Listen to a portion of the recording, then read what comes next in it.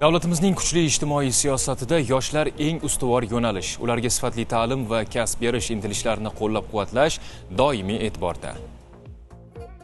Shu munosabat bilan Gerasimov nomidagi Butunrossiya davlat kinematografiya universitetida bitiruvchilarni ish joylariga samarali taqsimlash bo'yicha karyera kuni nomli mehnat yarmarkasi bo'lib o'tdi. Yoshlarni ish bilan ta'minlash bu nafaqat iqtisodiy barqarorlik, balki kelajak sari qo'yilgan muhim qadamdir. Ayniqsa kino sohasi kabi ijodiy yo'nalishlarda bu masala dolzarb. Gerasimov nomidagi Butunrossiya kinematografiya universitetida o'tkazilgan karyera kuni yosh ijodkorlar va ish beruvchilarni birlashtirgan samarali maydon bo'ldi. Endi bugun institutimizda bo'lgan anjuman juda bir ajoyib tarixiy sana desam mubolag'a bo'lmaydi. Nimagaki bu karyera kuni bizni talabalarimizni kelajakdagi hayot yo'li uchun bir xarita.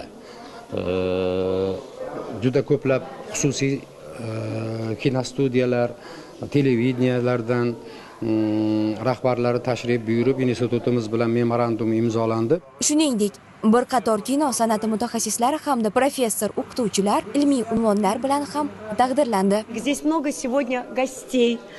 Bugun bu yerda ko'plab mehmonlar, do'stlar yig'ilgan. Iliq va samimiy doirada to'plandik. Bugun bizga dotsentlik diplomlari topshirildi. Men Tamila Suhrobovna Muhammedova, O'zbekiston xalq artisti, Alisher Navoiy nomidagi Davlat akademik katta teatrining sobiq prima balerinasiman. 25 yil davomida prima bo'lganman. Bugungi kun men uchun katta baxt, katta sharaf. Dotsentlik diplomini olganim uchun juda ham xursandman. Вот. Я так счастлива, и для меня большая честь. Har bir yosh kadr bu yangi nafas, yangi nigoh. Aynan ular orqali milliy madaniyat va zamonaviy qarashlar ekran orqali namoyon bo'ladi. Ijodiy yo'nalishda o'sish, ulg'ayish bo'lishi kerak.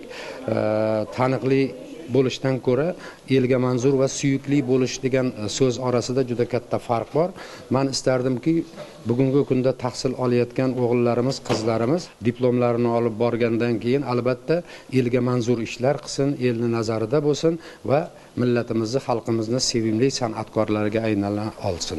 Mehnat yarmarkalari yoshlar uchun katta sahnaga olib chiquvchi birinchi bosqich. Mustaqil ijodga ochilgan eshikdir.